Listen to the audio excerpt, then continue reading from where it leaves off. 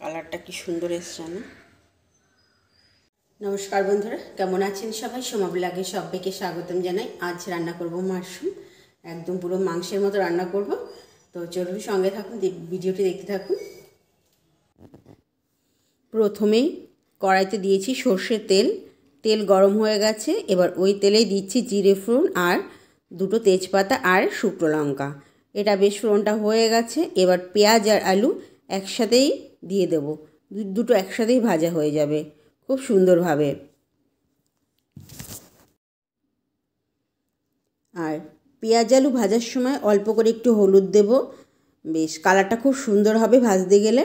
এবার পেঁয়াজ আলুটা ভালো করে ভেজে নেব, ভেজে নিয়ে ভাজা হয়ে গেছে। এবার একটা মশলা বানিয়ে দিয়েছি কাঁচা লঙ্কা, আদা, রসুন, জিরে আর টমেটো। এটাকে পেস্ট বানিয়ে নিয়েছি, পেস্টটা ঢেলে দিলাম। এবার দেব এর মধ্যে হলুদ আর দেব লবণ, এবার দেব শুকনো লঙ্কা। ব্যাস দিয়ে মশলাটাকে বেশ খুব সুন্দরভাবে মশলাটা এবার কষিয়ে নেব যতক্ষণ না মশলা কষানো হয়। মশলা বেশ খুব সুন্দর মশলা কষানো হয়ে গেছে, সাইড থেকে তেল ছেড়ে দিয়েছে। এবার দিচ্ছি মাশরুমগুলো, দিয়ে দিচ্ছি মাশরুমগুলো ধুয়ে কেটে একদম সুন্দরভাবে পরিষ্কার করে নিয়েছি। আর এবার দিয়েছি মটরশুঁটি, দিয়ে বেশ মশলাটাকে বেশ ভালো করে কষিয়ে নেব, খুব সুন্দরভাবে কষাতে হবে।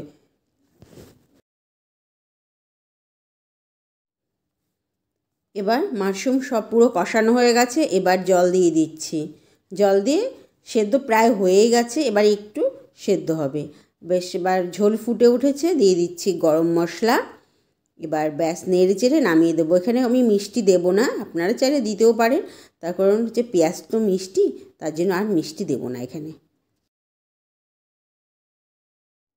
কেমন দেখাচ্ছে একটু কমেন্ট করে জানাবেন।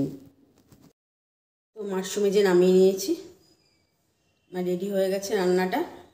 তো আমার ভিডিও যদি আপনাদের ভালো লাগে তাহলে আমার পেজটিকে ফলো করে দেবেন, শেয়ার করে দেবেন। আর যদি ইউটিউব থেকে দেখে থাকেন তাহলে আমার চ্যানেলটিকে সাবস্ক্রাইব করে দেবেন।